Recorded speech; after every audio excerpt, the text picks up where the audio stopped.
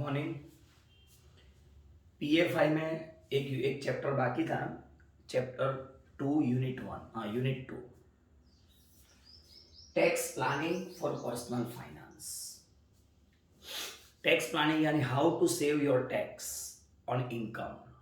Income tax pay tax कैसे save करना है, इनकम टैक्स कैसे सेव करना है। तो इसके लिए आपको प्लान करना पड़ता है कहाँ इन्वेस्टमेंट करना है इनकम, तो उसमें से आपको एग्जाम्पशन मिलेगा, डिडक्शन मिलेगा, बराबर। तो ये चैप्टर आपको उसका छोटा पार्ट SY बीकॉम में आया था, deduction under section 80C to 80U। अगर याद हो तो 80C, 80D, मेडिक्लेम, ये सब पॉइंट्स इसमें फिर से आएंगे। चलो सबसे पहले तो डिडक्शन। डिडक्शन किसमें से मिलता है, तो ग्रॉस टोटल इनकम से। ग्रॉस टोटल इनकम यानी इनकम ऑफ ऑल हेड, जितनी भी इनकम है उसका टोटल, यानी ग्रॉस टोटल इनकम, उसमें से डिडक्शन लेस होगा।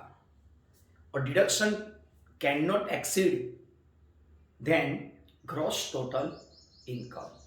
डिडक्शन टोटल इनकम से ज्यादा नहीं हो सकता, यानी नेट इनकम कभी नेगेटिव नहीं आएगी, कभी भी नेगेटिव नहीं आएगी। चलो बराबर। और इसका फॉर्मेट, इनकम के 5 हेड थे, salary, house property, capital gain, business profession, PGBP यानी business profits and gain from business profession, capital gain, other sources.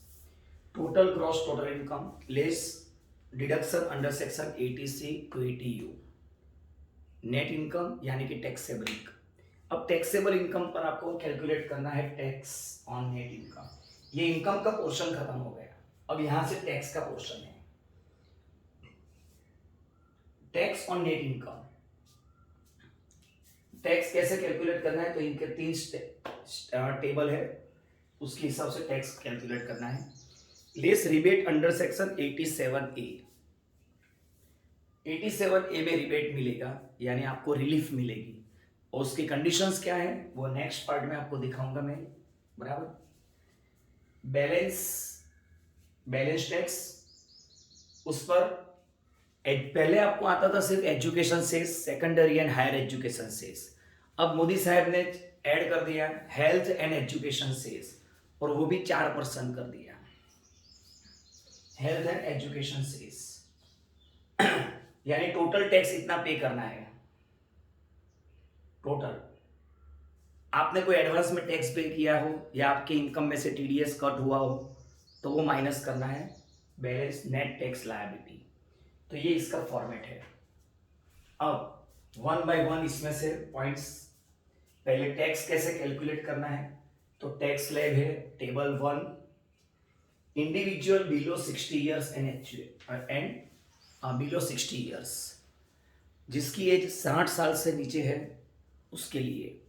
Up to 2,50,000 जिसकी इनकम हो उसको कोई टैक्स पे नहीं करना है। जिसकी इनकम 2,50,000 से ज्यादा हो, यानी 250 टू 5 lakhs, उस पर 5%, 5 lakhs टू 10 lakhs 20%, और अबाउट 10 lakhs 30%। सीनियर सिटीजन यानी attain the age of 60 years और about, but not more than 80 years। up to 3 lakhs no tax, 3 to 5 lakhs 5%, 5 to 10 lakhs 20%, and above 10 lakhs 30%।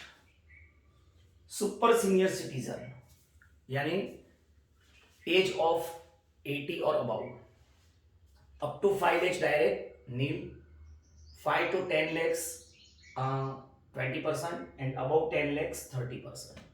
Surcharge, surcharge यानी tax पर भी tax, ये जो tax है बराबर, इसमें से रिबेट माइनस किया, बैलेंस, उस पर टैक्स किया जाता है चार्ज, सरचार्ज।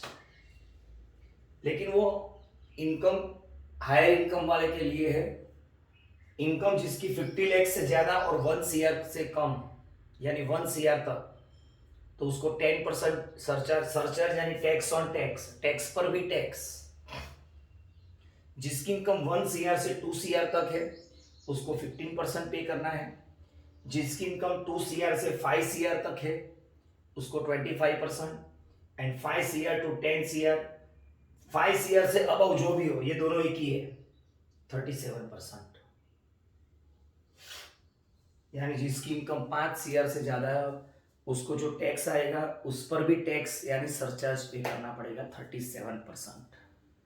ये परसेंटेज टैक्स की अमाउंट पर चार्ज करना है। टैक्स की जो अमाउंट आएगी उस पर, यानी इनकम पर पहले ये टैक्स कैलकुलेट करो, रिबेट माइनस करने के बाद जो ये बैलेंस आया उस पर आपको चार्ज करना है सरचार्ज। ये एग्जाम्पल में जनरली आता नहीं है लेकिन एमसीक्यू में आ सकता है इसलिए। हेल्थ एंड एजुकेशन सेस जो अभी मैंने लिखा है वहां पर 4% on amount of tax after rebate and surcharge. Rebate minus करो उसके बाद जो बैलेंस बचा उसमें सरचार्ज प्लस करो। सरचार्ज यानी ये वाला, यानी जो आएगा टैक्स ऑन इनकम उसमें से rebate minus balance surcharge plus balance health education cess हो गया। यानी ये पूरा मैंने यहाँ पर भी एक्सप्लेन कर दिया है। तो ये पोर्शन था।